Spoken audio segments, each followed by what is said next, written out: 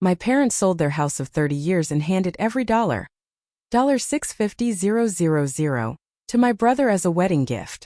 I barely had time to process that betrayal before the next one hit. When I refused to evict my tenants so they could stay with me for a while, they showed up at the property with suitcases, pounding on the door like they already owned the place. That was the moment I realized they weren't just crossing a boundary, they were invading my life. And what I did next left them stunned in a way they never saw coming. I should probably start by telling you who I was before everything snapped.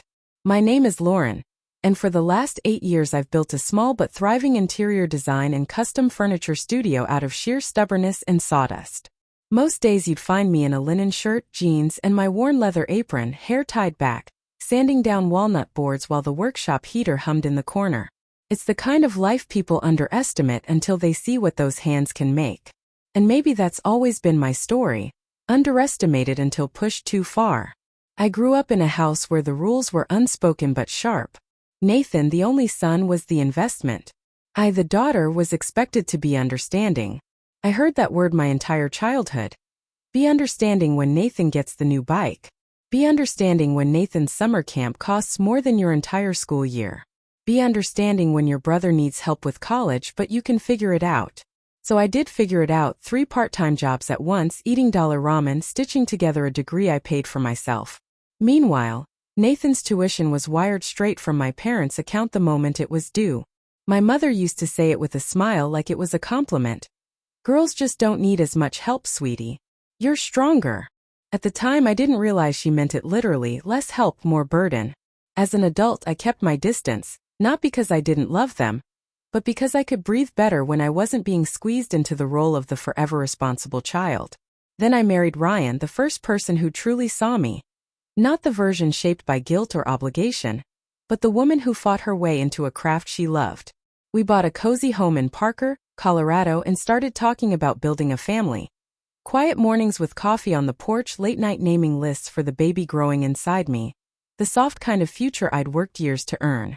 Part of that stability came from the Aurora rental property, a small, steady investment I bought with my own savings.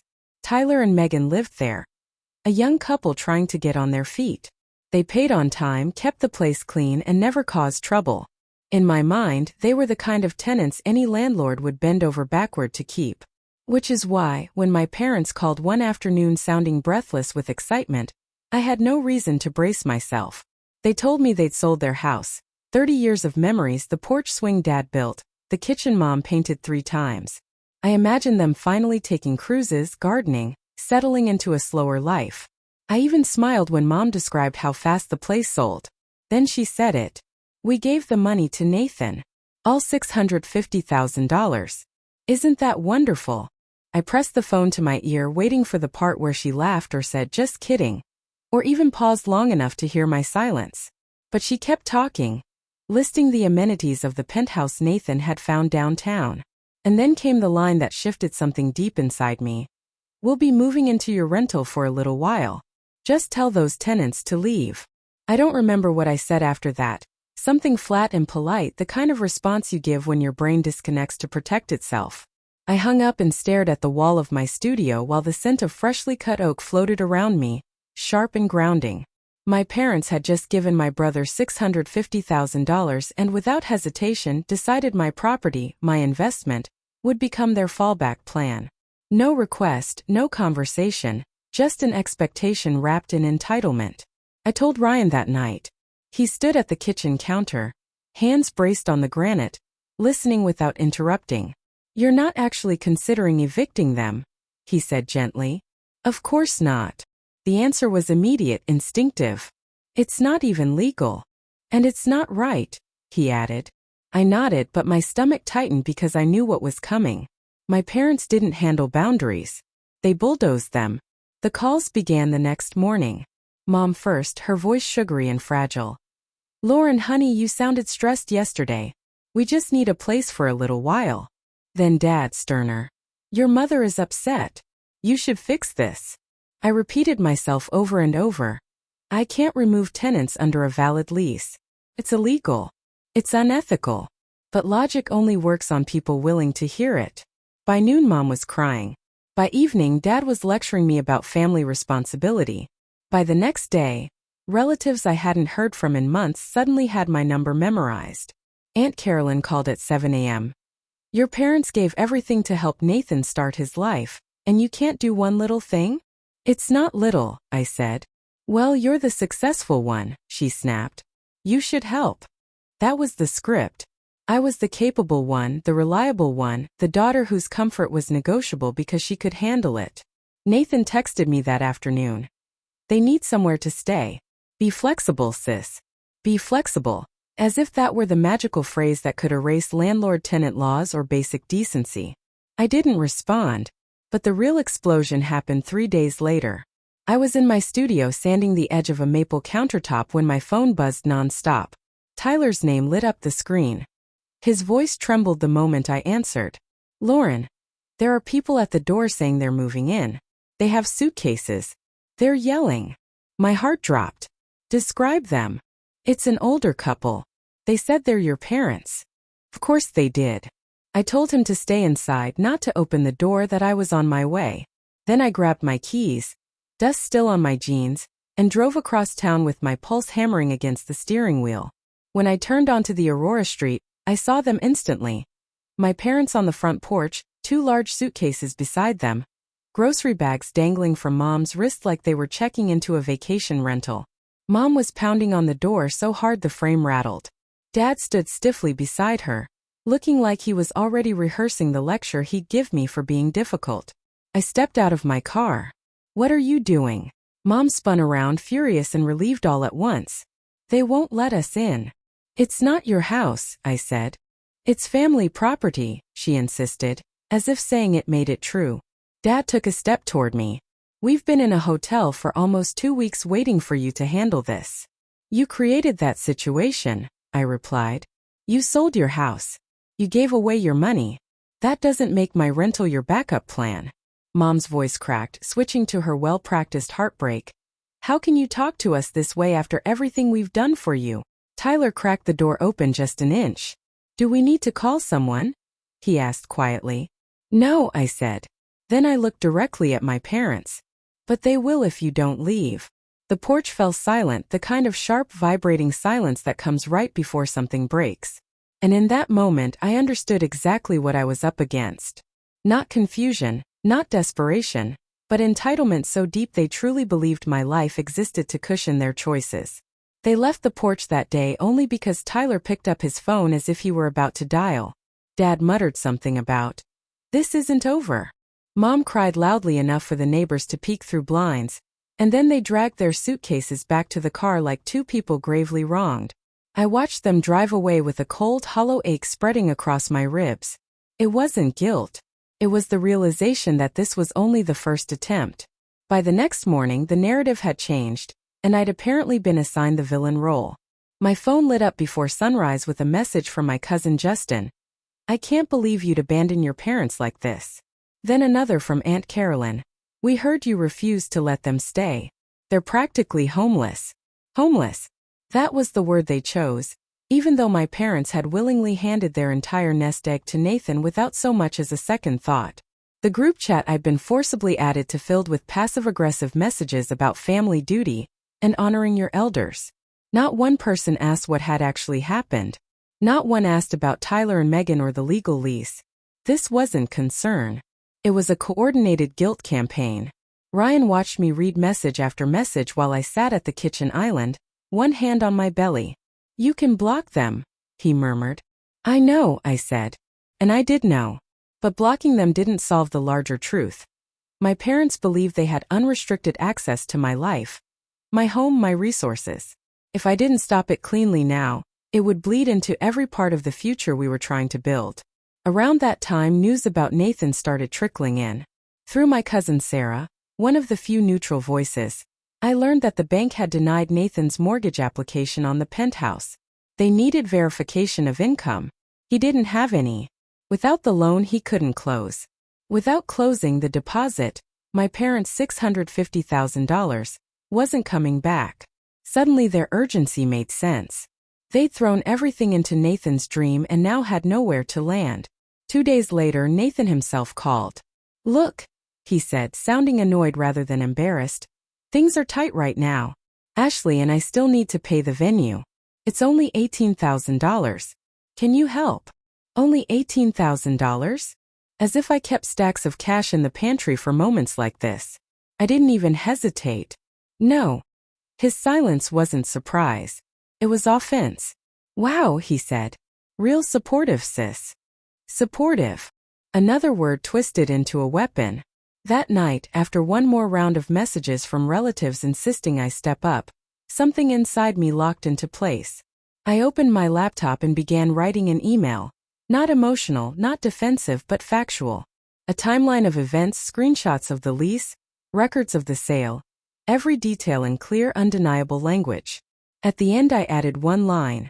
If anyone believes my parents deserve housing more than my tenants do, please let me know when they can move in with you. Then I hit send to 30 people. By the next morning the group chat was silent.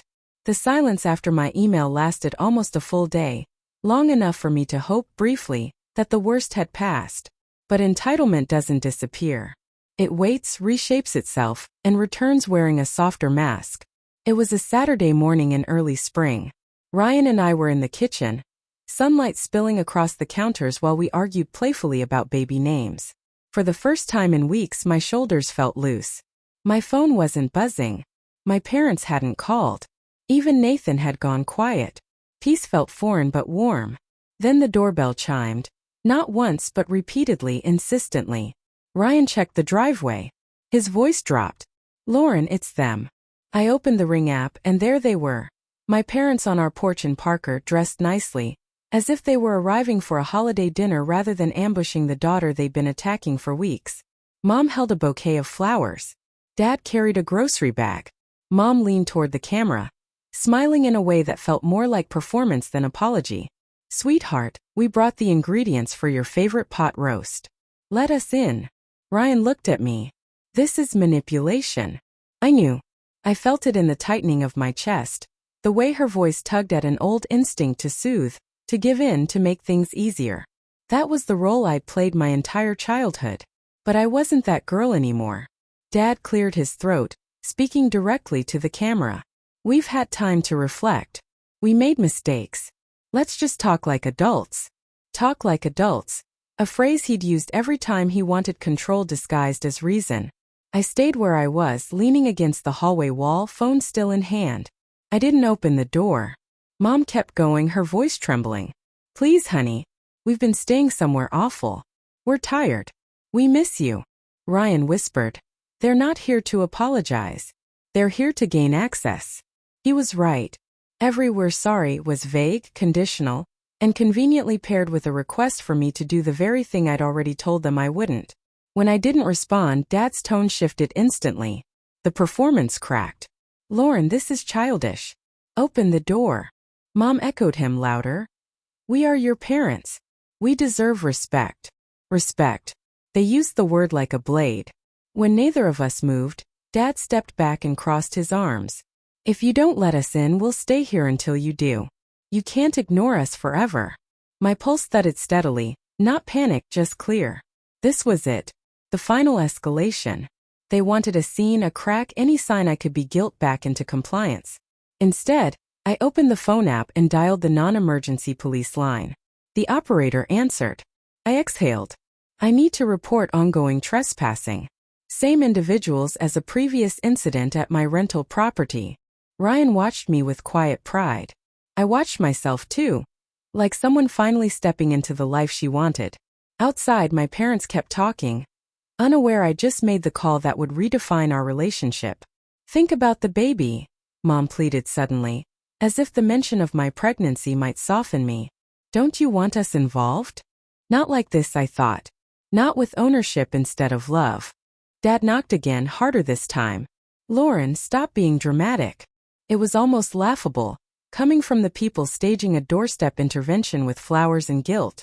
When the police car turned onto our street, their heads snapped toward it. Mom's face crumpled instantly. Dad's jaw clenched. They both stepped back, uncertain for the first time. The officer approached calmly. Ma'am, sir, the homeowner has requested you leave the property. Mom pointed toward the door. We're her parents. She's confused. She's not, Ryan said from behind me. The officer nodded at them. You need to leave now. You've been asked before. Dad looked directly at the camera, eyes hard. You'll regret this, Lauren. But regret was never on the table. Relief was. They left slowly, dramatically, like actors hoping the audience would feel sorry for them. The car door slammed, the engine turned over, and they drove away without another word. When the officer left, Ryan wrapped his arms around me. I didn't cry. Instead, something inside me unlocked, quietly, decisively. A breath I'd been holding for years finally left my body. But the day wasn't done. That evening my phone buzzed again. Nathan. I almost didn't answer, but curiosity won. What did you do? He barked. Mom is hysterical. Dad's furious. I protected my home, I said. You humiliated them. They created the situation, I replied. I enforced a boundary. He scoffed. Unbelievable. They gave me everything to build my future. And you can't even give them a place to stay. There it was, the hierarchy laid bare. They gave you everything, I said softly. Not me. A long silence stretched between us. Then, you're going to pay for this, he hissed. I hung up. But the real ending wasn't a call or confrontation.